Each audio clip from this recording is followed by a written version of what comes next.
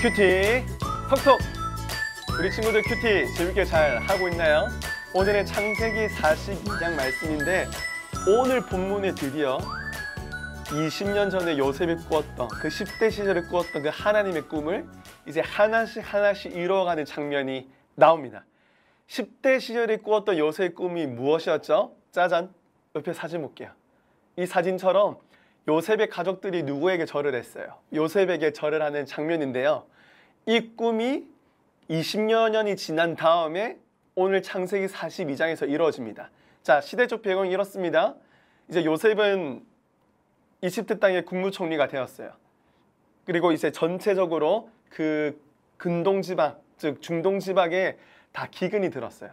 마찬가지 야곱의 가족들이 있던 그 가나안 땅에도 기근이 들어서 그 요셉의 형제들이 이제 식량이 있는 이집트 땅으로 오는 장면입니다.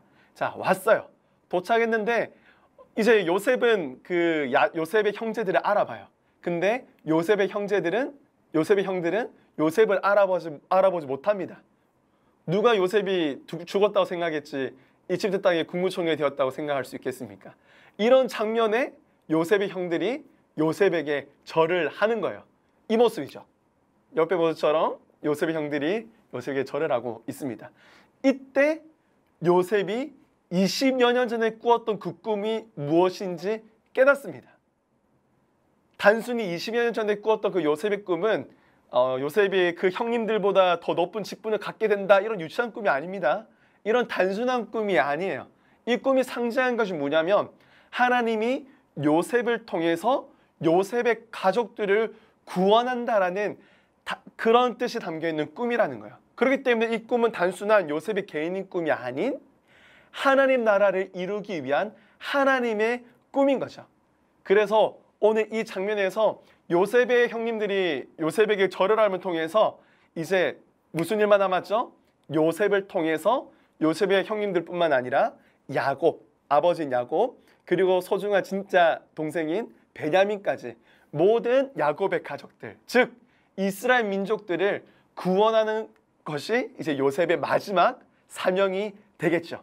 그 시작이 오늘 본문이라는 것입니다. 자, 이 본문 내용을 가지고 우리가 하인나로 풀어왔으면 좋겠습니다. 첫 번째, 오늘 본문에 나오는 하나님은 어떤 분이십니까?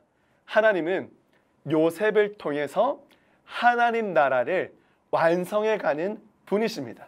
그렇습니다, 여러분. 하나님의 꿈은 절대적으로 이루어집니다. 하나님의 꿈은 실현되지 않은 적이 없어요. 하나님이 하고자 했던 것은 어떻게든 하십니다.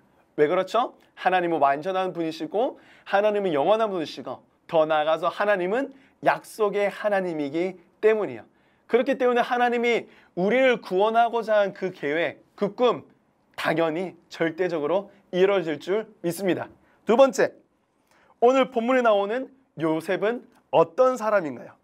10대 시절에 꾸었던 그 꿈이 하나님의 꿈임을 20여 년 만에 깨닫고요. 그리고 야곱의 가족들을 구원함을 통해서, 즉 이스라엘 민족들을 구원함을 통해서 하나님의 꿈을 완성하는 데 쓰임받는 한 명의 믿음의 백성인 거죠.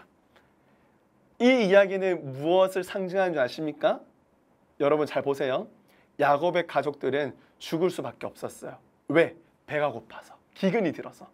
마찬가지 오늘날 우리를 잘 보세요. 예수님을 알지 못하는 자들은 영적으로 죽을 수밖에 없고 나중에는 육적으로도 영원한 죽음을 맞이할 수밖에 없어요. 그럼 이걸 무엇을 상징하냐? 죽을 수밖에 없는 우리를 위해서 하나님의 독생자 아들 예수 그리스도의 그 보혈의 능력으로 말미암아 우리가 구원을 얻게 됩니다. 즉 예수님의 모형이 되는 것이 바로 요셉 이야기라는 것이죠. 자, 마지막으로 그렇다면 오늘날 이 본문 말씀을 묵상하는 나는 어떤 사람인가요? 마찬가지입니다, 여러분. 예수 그리스도 이름으로 구원받은 나도 하나님의 꿈을 이뤄가는 한 명의 백성이라는 거예요. 우리가 지금 10대 시절이지 않습니까? 조원사님 30대, 여러분들이 10대 시절인데 여러분들의 그 10대 시절에도 반드시 하나님의 꿈이 있어요. 우리가 아직 발견하지 못했을 뿐이지 하나님은 여러분들을 통해서 하나님 나라를 이뤄가기 원하십니다. 요셉이 30대 때 하나님의 그 광대한 꿈을 깨달았듯이 우리도 지금 잘 알지는 못하지만 인간의 한계에 의해서 하나님의 그 원대 꿈을 잘 발견하지 못하지만 고통의 시간도 있을 거고요. 고난의 과정도 있을 거고요.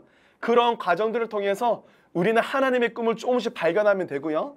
그리고 나중에 그 꿈을 하나님의 꿈을 완전하게 알았을 때 온전하게 알게 됐을 때 그 꿈을 위해서 하나님 나라를 완성해가는 한 명의 백성임을 잊지 말기 바랍니다. 그렇다면 오늘 우리는 어떻게 살아야 될까요? 아직 그 꿈을 완전히 알지 못하지만 하나님의 꿈을 위해서 열심히 달려가는 저와 여러분이 되기를 주님의 이름으로 소망합니다. 오늘 큐티톡톡 여기까지입니다. 친구들 안녕.